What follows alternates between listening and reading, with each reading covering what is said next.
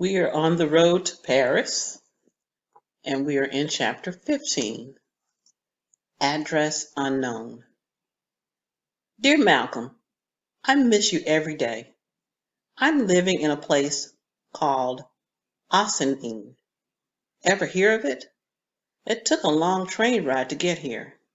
It's got a famous prison, Sing Sing. What a funny name for a place where they lock you up. I bet nobody who lives there sings. I wouldn't. The house I'm in is nothing like a prison. They don't beat me here, Malcolm. Not so far. Or lock me up in closets. You know what? The people here are pretty nice, except for one aunt and one cousin. But they're not worth talking about. Mrs. Lincoln, the mom, is a big lady, but not jolly at all. She's crusty as burnt toast on the outside, but inside, she's all soft and sweet as pudding. Mr. Lincoln is quiet mostly. I only see him at breakfast and at night after work, but you always know when he's in the house, 'cause the whole house calms down, even Jet. Jet's the dog. Well, he's practically a pony. He's so big. He's not scary or anything. He's like a big fluffy kid who wants to play all the time. You would like him a lot. There are two boys, so I've still got brothers to pester me. Smile. David is the oldest, and Jordan is the baby. David is helping me so I don't have to be afraid of the dark all the time. Jordan hangs onto me sometimes like I'm really his big sister. He's cute. Did I used to hang onto you like that? I feel like I'm starting to forget. I'm sorry, Malcolm. There's a girl here named Erletta.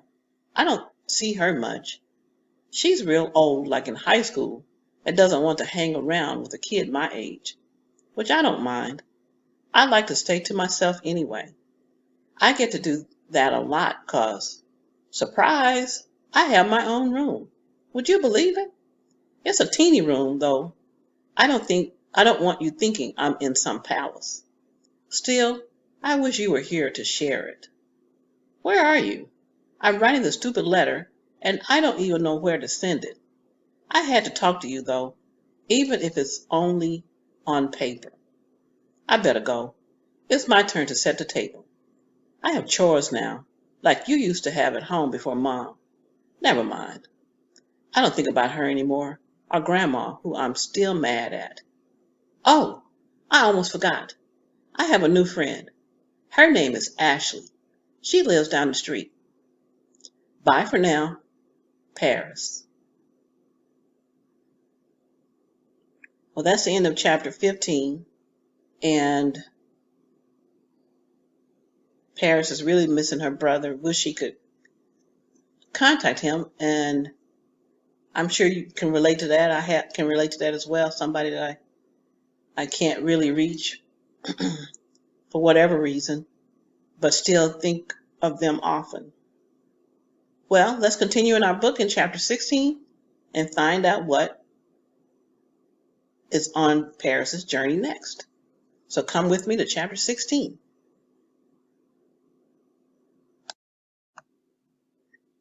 The Road to Paris, chapter 16, Marching to Zion. Paris decided it was time to try out the family church.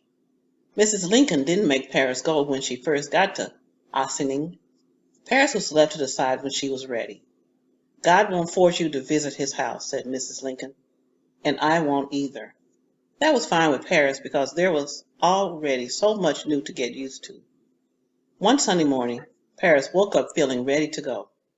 Star of Bethlehem Baptist Church was lovely inside, with its beautiful stained glass windows and rich wood accents, but it felt like somebody had forgotten to turn the heat on. The wooden pews were cold against Paris's thighs. She couldn't understand for the life of her why she couldn't wear pants to church. She didn't see David and Jordan freezing their legs off. Who made the rule that girls had to wear dresses to church anyway? Paris tried to express this point over breakfast, but Mrs. Lincoln stopped her with one of those deadpan stares and said, Paris Richmond, who told you life was fair? And that was the end of the discussion. Paris sat swinging her legs, pouting, until she heard the first chords of the organ. The sound sent an electric spark up one pew and down the next, and Paris forgot all about being cold. The melody flowed into her body like liquid sunshine, warming her as it traveled from the tips of her ears to the tips of her toes. Paris never knew that such a sound existed. "Are you okay?" asked Mr. Lincoln. Paris, her lips slightly parted, nodded, and went on listening. She didn't know how to explain it, but as the music played, she felt herself waking up inside. "All rise," said a voice from up front. The organist switched music and began to play "Marching to Zion." The, the choir marched in from the back of the sanctuary, stepping in time to the music. When the choir loft was filled, the organist changed the melody once more. "Nothing but the blood, then what a friend we have in Jesus, and give me Jesus on the line." He played one song after another, and the choir rolled to the sturdy waves of the organ music, their voices piercing the rafters and raising the temperature of everyone in the room. This music was all Paris heard that first morning at Star of Bethlehem.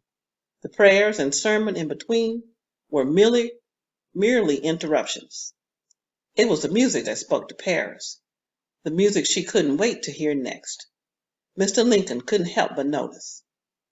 At the end of the service, he leaned down to Paris. "You know," he said very casually, "we have a youth choir here. Think you might want to join it?" Paris all but leapt off the pew seat in response. "Could I?" Mr. Lincoln smiled. "Of course. Brother Wilson," he called to the choir director, "I need to see you for a moment. I've got a new choir member here for you." Paris couldn't stop grinning. The idea of singing in a choir put a sparkle in her eyes that lasted for days. Well, this is the end of chapter 16. And like Paris, I love music. It really moves me, and so I'm sure it does most of you. And so we're going to see in the coming chapters how Paris responds to that music and being in the choir. So join me next in chapter 17 on the road to Paris.